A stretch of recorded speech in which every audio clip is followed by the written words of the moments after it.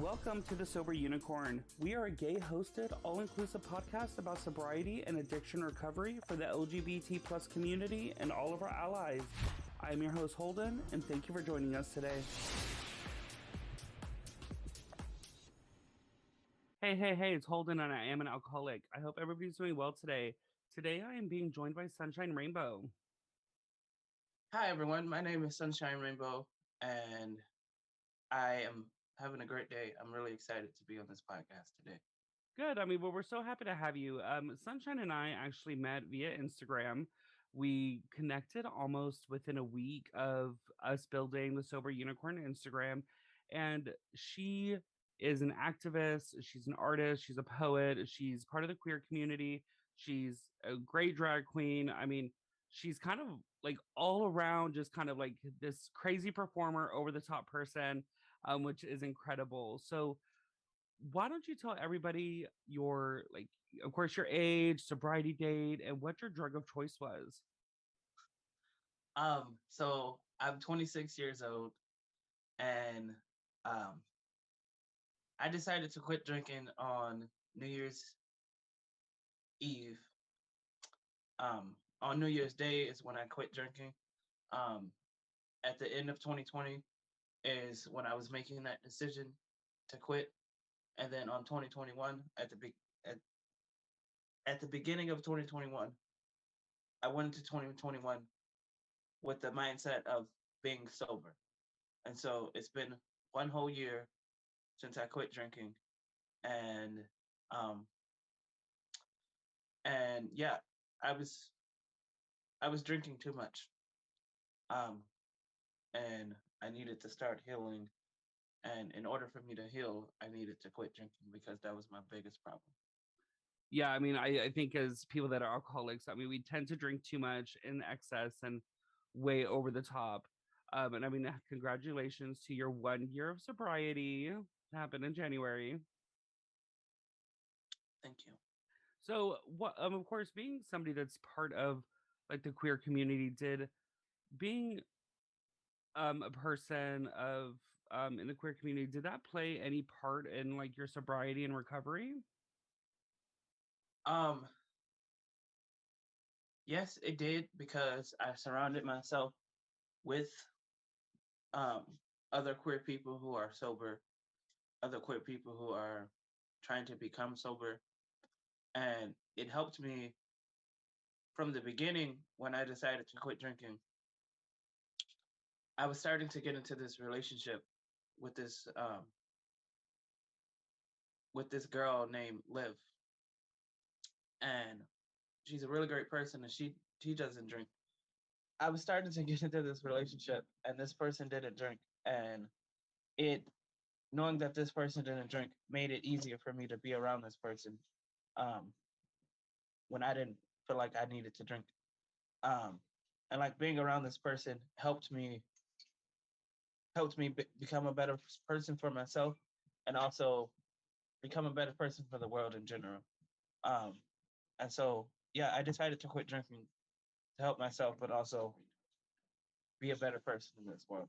Yeah, of course. Before you met this person, like you said, you kind of New Year's Eve going of 2020 going into 2021 is when you decided that you wanted to be sober, go into the year of sobriety. Kind of take us to the kind of what led up to that final, like, I have to stop drinking. Um, for me, what led up to that was like um, all my issues that I had in life just kept piling up, and it was like all of these issues was piling up, and like I kept noticing that the biggest issue that I had was that I had a problem with alcohol and I wasn't dealing with it. And I was like, yeah, I need to deal with this. Like I keep telling other people to deal with their issues, but I'm not listening to myself. And so I was just like, yeah, I need to listen to my own thoughts. I need to listen to what I keep telling other people to do, and I need to do that for myself. And so for me, that biggest issue that I had was that I wasn't dealing with that issue of having a problem with alcohol. And I was like, okay, I'm gonna do it. I'm gonna take this on, and I'm gonna do it. And I don't care how long it's gonna take me to deal with this. I just need to heal, and I need to get over. I need to get over the fact that I have an alcohol problem. Like, and now in my life, I'm such a better person for myself and for the world. I'm so happy I quit drinking. So, did you getting sober, of course, for many people can be a very difficult thing. Did you go into a program? Did you go into a detox, or did you just kind of lean on the people around you that didn't drink to help get you sober? So for me, I actually didn't go into a program or anything. I just quit. I quit, and then started to surround myself with others who didn't drink. Like, and like for me, I'm I always surround myself with specific type of people. But then when I decided to quit drinking, I like kind of pulled away from those friends who I had that still drink because I was like, I love y'all, but in order for me to help myself heal, I need to not be around them. I need to not be around that alcohol and not be around those friends who still drink. Um, and like I don't have a problem with my friends who still drink, but for me, I don't drink and I don't want to be forced to drink. Um, and at the beginning of quitting, it was moments where I was like, I was around a few friends who still drink, and it was hard for me to be around them because I was like having moments where I was like, oh, I feel like I need to have a drink. But then when that happened, I reminded myself, no, you do not need to have a drink. Remember why you quit drinking. Remember you quit drinking because it was an issue for you. Don't bring that issue back up. Don't do that to yourself. And so I started to surround myself with friends who were sober or friends who quit drinking themselves and they're trying to stay steady. And I have friends who never drink at all. And so I surround myself with those friends. And I just make sure to surround myself with people who will help me through my journey of quitting and my journey of life in general. Yeah, it seems like we have to, when pulling away from alcohol, change. I mean, I've said it in the last episode, change people, places, and things. And it's That part. yes, it's changing the people around us. I mean, we tend to become not become those people, but we create those habits surrounding those friendships and surrounding those family members or something that we drink with. And so to pull away, we have to surround ourselves with people that we want to be like. If we want to be Uh-huh. sober, surround yourself with sober people. Because at the end of the day, a person in addiction didn't begin the addiction around sober people. They surrounded themselves with people that were using or drinking. Right. So, of course, did you have to remove yourself from like, of course, the gay community in general is a very party centric community, very known for alcohol and now becoming known for drugs. So, did you have to remove yourself from like the club scene for a little bit? So yes, I did actually. Like for me at first when I quit drinking, I didn't want to go out to the bars. I didn't want to do anything. Like I just wanted to I honestly just wanted to be by myself at the beginning of quitting drinking. Like I wanted to be by myself and I really wanted to dig deep within and like really figure out how I can help myself heal. And for me, I was taking those steps to actually quit drinking before the end of 2020, before I really pushed and like got to that decision. Like for me, it started when I decided to move to up and move from Milwaukee, Wisconsin. I w- I'm from Milwaukee and I lived in Milwaukee all my life. And I unfortunately grew up around alcohol being around me all the time. And um, so I just upped and moved out of Milwaukee and moved to Madison. And I started all over. And when I started all over, part of that steps, part of those steps of starting all over was towards the end of 2020, I was realizing, oh, I'm dealing with my problems, but I'm not really dealing with them because the biggest problem on that list is alcohol, and I'm not dealing with that.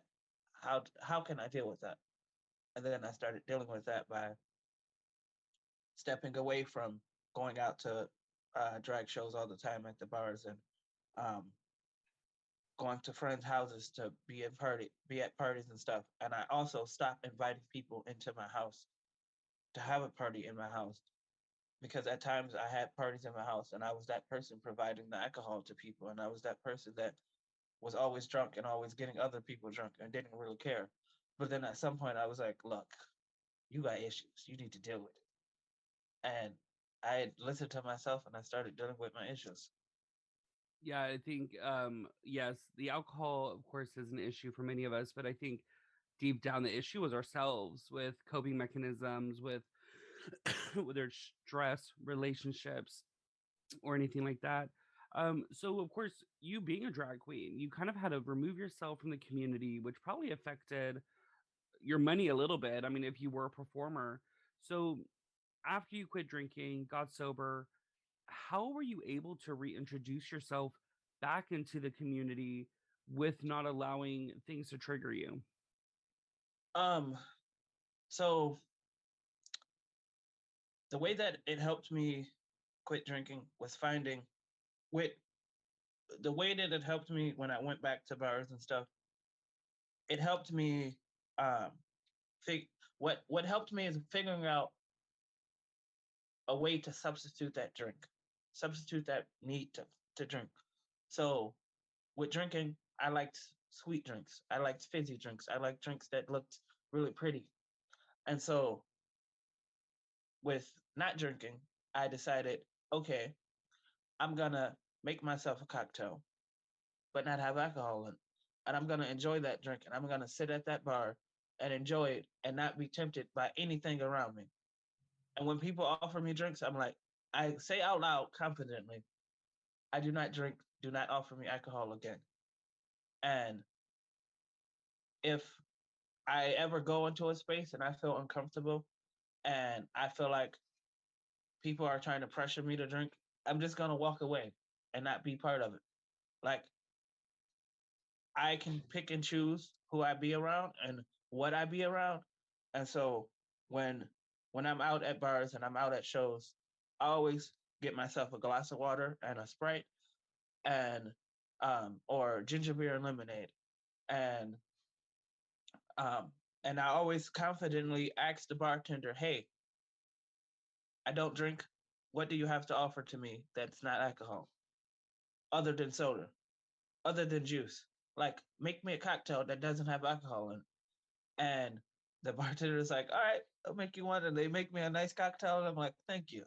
And like, I'll sit there and I'll talk to the bartenders and I'll tell them my story. And I'm like, "This is why I quit drinking. And this is why, this is why I don't drink anymore." And like, and for me, I work at a restaurant.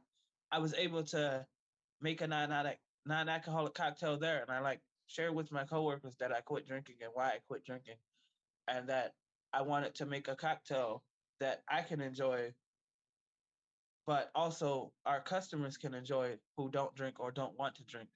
And like, it's a really good cocktail. It's called a Sunshine Nietzsche, which means sunshine rainbow, and it's named after me. Well, so what's, I mean, you're going to talk about this delicious cocktail, but not tell everybody what's in it. So, like, walk us through the So, process. so what's in this cocktail is well, it's been changing. Like it's changed since it was first made. Uh, but what's in it is like it's lemonade or lemon juice, lime juice, um, mint, soda water, and um, strawberry and dragon fruit. And that's what was in it at first, originally. So, but as the seasons have been changing, as the season has changed, it's been like we've had to switch up the ingredients, but keep it the same at the same time. So now it has rhubarb and mint and lemon and lime and soda water. Um, and it's really good, really refreshing, and it's a really beautiful cocktail as well. I mean, that sounds good, especially with the dragon fruit. I mean, I didn't even know what rhubarb was until recently. So you must be working at a fancy restaurant if they got dragon fruit or rhubarb there. So, of uh, course, Yeah, mocktails. I never really thought like when I personally go into a bar, which hasn't been frequent, it's the only thing I know to ask for is a Coke because it's something that's carbonated. I used to drink a lot of bourbon Coke or like shots with Coke chasing. So it's like I never really thought about asking the bartender, "Hey, what do you have to offer? What kind of cocktail can you make me?" Because the bar that I go to, I only go to really one bar, and everybody there is familiar with me not drinking. That I'm sober, going on over 3 months now, and so they don't offer me drinks. So I mean, that is one thing I am thankful for is even though my friends still drink, and that's fine. That if I am present around them, that I'm not being offered that that thing because I mean I'm a cheap bitch, and so like if you offer me a shot and it's free, like how can you say no to that? Right. And that's how I used to be too. And like it would be like moments where like people would offer like at the beginning of quitting drinking, like people would offer me shots, people would offer me drinks. And I would be like, I would have this moment of like, should I? Should I? But then I would listen to myself, no, bitch, you shouldn't. You quit drinking. Like you quit drinking for a reason. Don't do this to yourself. Bring up don't bring up this past issue that you're dealing with right now and you're trying to become a better person for yourself. Going backwards isn't gonna help. Um and yeah, like when when I go to bars, like for me, I go to the bar after work every night.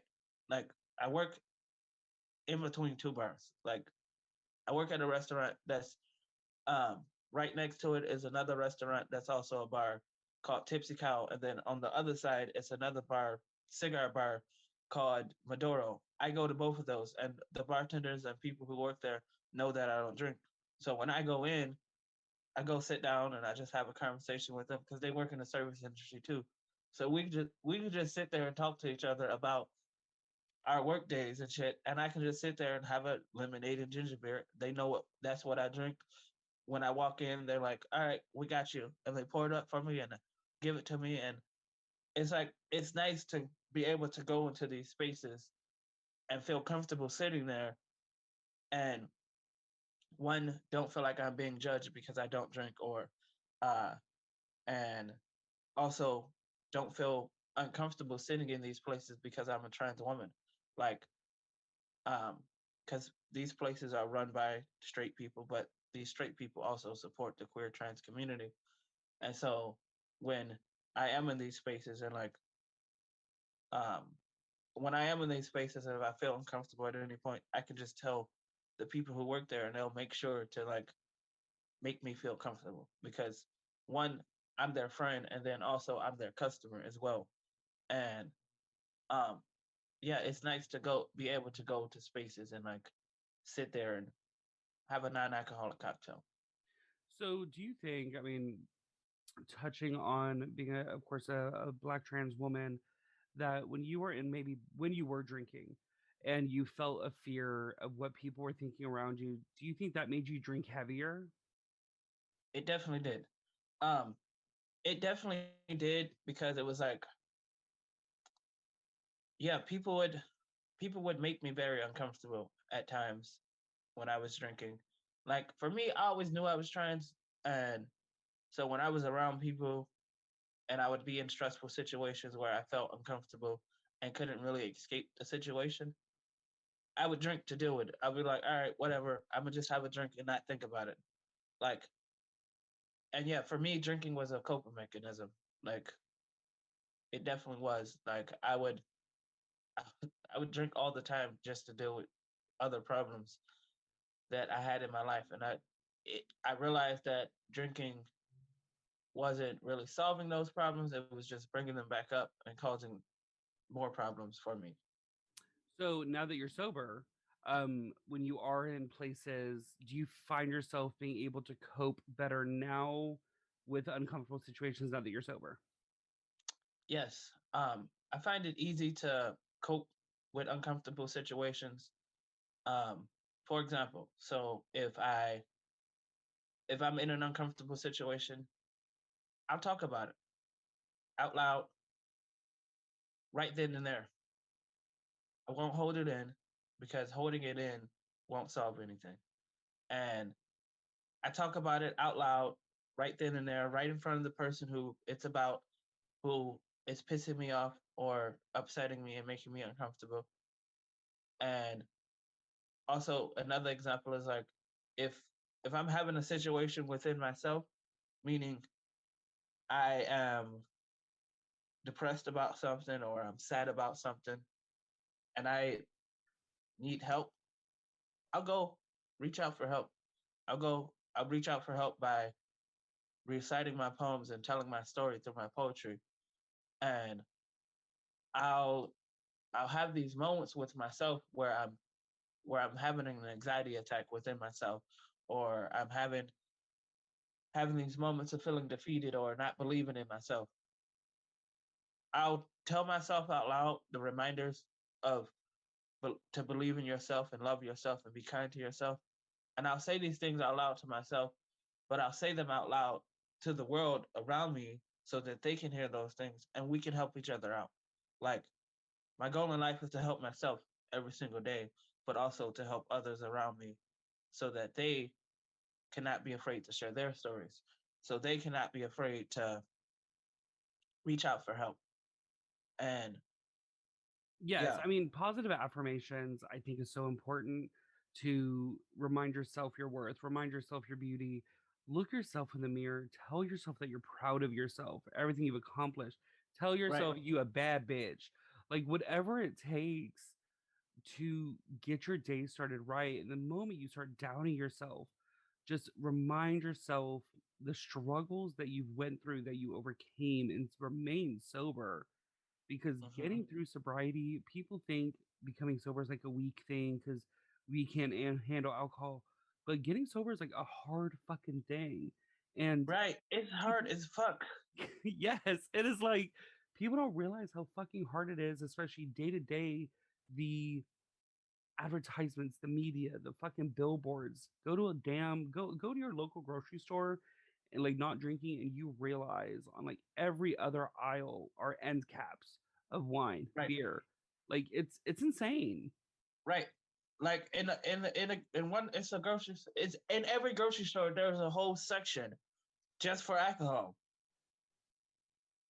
Like so, for me, growing up, I was always around alcohol because I grew up in the hood in Milwaukee, and in the hood, in every hood, there's always liquor stores and corner stores advertised in every single corner.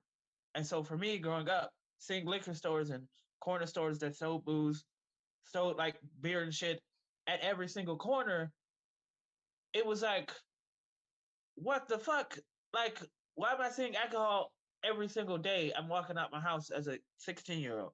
Like, as a 16, 17-year-old, I'm seeing this alcohol and I'm in a fucked up situation in life at my house, in my home, and I'm not feeling at home. And so I'm not feeling at home within myself. I'm not feeling at home within the space that I'm in. And so I'm just drinking. Like, I'm just drinking every fucking day. And where it was a moment back then where I was like feeling really defeated in my life. And I decided to pick up more than one bottle of vodka and drink it and not care about what would happen to me the next day because I wanted to end it all. And luckily, it didn't work. The universe said, "Nope, bitch, it's not your time. Go love yourself." And and in that moment when that happened, I woke up the next day and I felt like shit. And I felt like shit. But then I realized I woke up in a different way. Meaning, I woke up and I started to love myself, and I started to dig deep within and realize, okay, you have issues, you need to deal with them, and alcohol is not that problem. Alcohol is not helping you deal with those problems. And back then, I said to myself, okay, you need to quit drinking. And I quit drinking for 2 months back then. And when I quit drinking for 2 months, I quit drinking and I really started to deal with my problems. I started to look at myself in the mirror every day and tell myself, I love me. I started to wake up every day and be like, hey, I love you. You're worthy. You're enough. And that moment, the next day, that moment after I tried to end it all, the next day when I woke up, and I felt like shit and everything, I went into the bathroom because at this moment in my life, I didn't have my own space. So I went into the bathroom, I closed the door, and I took everything off. And I looked at myself in the mirror and I said to myself, "You are worthy. You're enough. I love you. I'm sorry that we're hurting, but we're going to get through this. We're going to get through this. And we don't care how long it's going to take. We're going to get through it." And those was the first steps of really starting to heal. And it was a moment where when I started to drink again, back then when I started to drink again, I said to myself right before I started to drink again, I said to myself, I set a boundary within myself. And I was like, if you decide to drink again, do not drink to deal with your issues. Deal, don't drink to deal with your issues. Drink to have fun and be social. And so I set that boundary with myself and I was listening to it and I would do it. But then 2020 happened and 2020 brought up a lot of bullshit.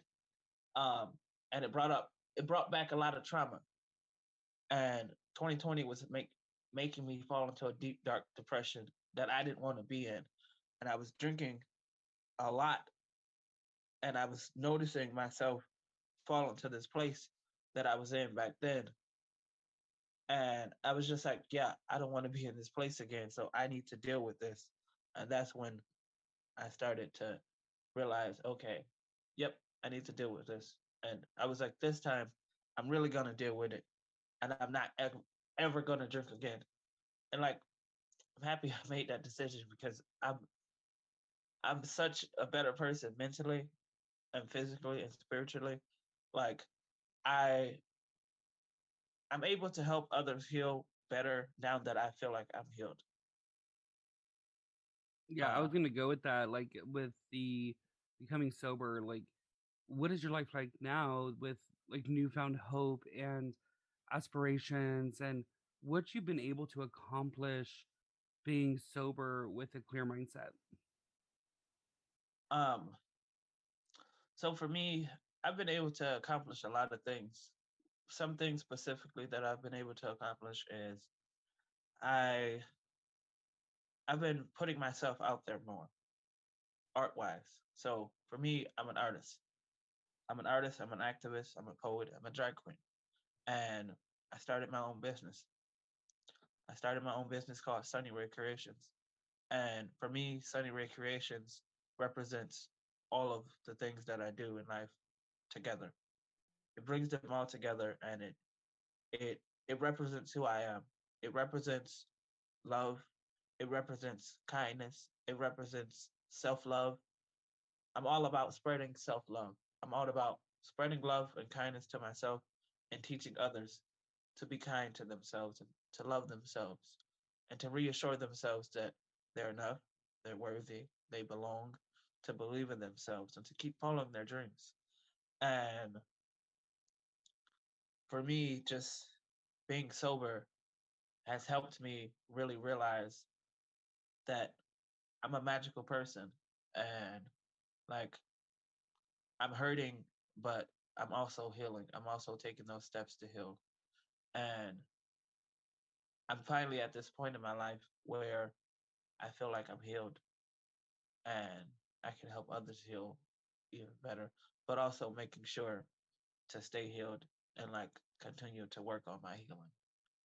Yes, Um, I mean, like you said, you're a magical person. I don't think you're a magical person. I think you're a motherfucking unicorn. yeah, I am a unicorn. So, I mean, that's great, especially being able to start, like you said, start your business with art, poetry, being a drag queen. And you're able to kind of like get out this expression of love and self-love. And I think that's what many people, well, I mean, for me, I'm going to speak for myself. That's why I started drinking, was the lack of self-love. And I thought Okay. the alcohol was helping me cope with that. When in reality, now that I'm sober, that's when I can actually finally, after 10 years, have been able to start developing self love for myself and for the other Right, and other people around me. right. It becomes easier to love yourself when you're not relying on something else to show you that, oh, you can love yourself. Like for me, when I drank alcohol, it was like alcohol just made me feel really confident and made me love myself. And I had to realize that, okay, look, alcohol is making me feel that way, but I need to feel this way without alcohol. And when I quit drinking, that's when I really started to really love myself, really love myself from deep within, not just love the outside of me, but really love me for me and love the inside of me and love the whole entire body of me. And like when I started to love myself, whew, when I started to love myself, that was the best moment ever. Like, uh, and when I started to really love myself, that was the best moment ever because it was like I started to heal. I started to just let go of all the problems that I had. I started to let go of the feeling of not feeling like I would make it to 26. I made it to 26 and I'm excited for where my life is going. I'm excited to wake up every day. I'm excited to just be in this world. And yeah, it's just life is wonderful for me and yeah. That's good. I mean, like what's crazy now that I'm sober and starting to have self-love, when going to any club, say like when I go to a gay club, I would never approach a man to try to hit on him because like the moment rejection happens, I would like because I didn't have love for myself, I allowed that rejection to get to me even more. And then getting drunk, I was like, you know what? I don't give a shit whether this person's gay, straight, or otherwise. And I allowed being drunk as an excuse to act a damn fool and hit on straight people and that I knew I had no chance with. And so now that I'm sober and finding self-love, I can put myself out there in that scene. And when I do get rejected due to appearance, because we as the gay community is very stereotypical and very judgmental on that, but it allows me to just like as Jinx Monsoon says on RuPaul Drag Race, it's like water off a duck's back. It's like if you don't like me, that's okay, boo boo, because I like myself. Right. When people when people hate on me, I'm like, that's your problem, not mine. Like you got issues that you need to deal with and you're not dealing with them, so you're taking it out on somebody else who love themselves and who's dealt with their issues and is dealing with their issues. Like for me, when people hate me, I'm just like, I'm just gonna love myself even more. Like, and for me, when people are hateful towards me, I don't spread hate to them. I spread love and kindness back to them. I'm like, oh, you're being hateful towards me? Here's a hug. This is what you need right now. Accept this hug. Um, and like, I'll give you love and kindness back. I'll spread love and kindness back to you when you're spreading hate to me because my grandmother taught me that. My grandmother taught me to be kind and loving to everyone around me, even when they hate me.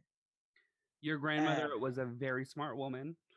and like my grandmother taught me that and it always stuck with me. And so in life, when people are hateful towards me, I'm just like, okay, you're being hateful because you're angry with yourself.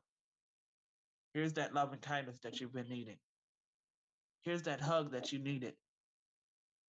I hope you take it and I hope it helps you and I hope that you get through whatever you're going through.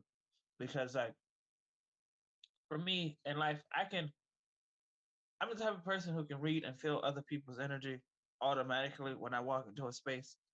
And so I'm that type of person who can feel that energy. And so for me, when I walk into a room, I'm exuding with love and kindness automatically. Like I always I go into things with the intent to spread love and kindness. And I go into things with a positive mindset. And sometimes things don't work out the way you want it to, and that's part of life. It's fine. You just got to move forward. And like um and yeah, I take things day by day and like I get through it. Yeah, I think we kind of like we drink to deal with our problems and our own insecurities. So maybe these other people that are not spreading love, kindness, like maybe they're being like maybe they're lashing out because they haven't dealt with their own bullshit. I mean, and maybe that's their way of coping. So it's like at the end of the day, we all internalize and harbor stuff down, and it finally, for at least for us, for me, for becoming sober, it allowed me to deal with those and find the root cause of drinking. So we are kind of getting to the end, towards the end of the episode. So Sunshine, is there anything that we haven't discussed that you want to share with everybody? Um, I would like to recite a poem and then say some words of positivity before the episode's over. Of course, you want to Um, do that now or at the very end? right now. Of course. Um, so this poem is called "I Am Somebody." I like to recite this poem to remind myself of who I am, and also remind others of who they are and who they can be. Um, and to remember that no matter who they are, no matter who they are or who we are all somebody, and we're changing this world each day that we wake up. So here's this poem. I am somebody. I may be black, I may be white, but guess what? I am somebody. I am somebody. I may be rich, I may be poor, but guess what? I am somebody. I am somebody. I may be a man, which I ain't. I may be a woman, which I am, but guess what? I am somebody. I am somebody. I may be straight, which I ain't, because I tried that shit once and it didn't work out. I may be gay, which I am, but guess what? I am somebody. I am somebody. I may be a citizen. I may be an immigrant, but guess what? I am somebody. I am somebody and y'all are somebody, and together we are succeeding and changing this fucked up world. That's that piece. Always remember to love yourself and be kind to yourself, and remember that you belong and that you are enough, and to believe in yourself and to shine bright like the star you are, because you belong in this world. Well, thank you, girl. So now it's time to plug up everything you want. So, if anybody wants to get a hold to you, and shares, and want to discuss more with your story, like how do they get a hold to you? So if you would like to connect with me on a deeper level, outside of hearing this podcast, you can follow me on Instagram at Sunshine Rainbow. Rainbow is spelled differently. Rainbow is spelled Raynebow. You can also follow me on Facebook. Um, I will eventually accept your friend request. Right now, I have 5,000 friends. Uh, but I also have a Facebook like page called Sunny Ray Creations. You can find me on there. If you're not able to add me on Facebook or don't have Instagram, you can add me by following my social media page, my Facebook like page, Sunny Ray Creations by Sunshine Rainbow. Um, just look that up and you can find me there. You can also send me an email. Um, you can also send me an email. My email is rainbow sunshine5@gmail.com. Let me just make sure that's correct. I believe it is. Yep, that's correct. Um, and then yeah, you can find me on there. And um, if you want to find me on those social medias, you can. You can also email me, and I will exchange my phone number with you, and we can talk that way. Um, yeah, Awesome. Well, thank you again so much for joining us, Sunshine. It was greatly appreciated to have you on the show. thanks for having me. Thank you again for listening to today's episode. Hit that follow button to be notified about new episodes every week. If you'd like to reach out to us, you can find us on Instagram at The Sober Unicorn Podcast or on our website at thesoberunicornpodcast.com. There you will find our episodes as well as our very own sober-owned shop featuring products from small businesses that are sober-owned. And remember everyone, don't be normal, be a unicorn, but better yet, be a sober unicorn.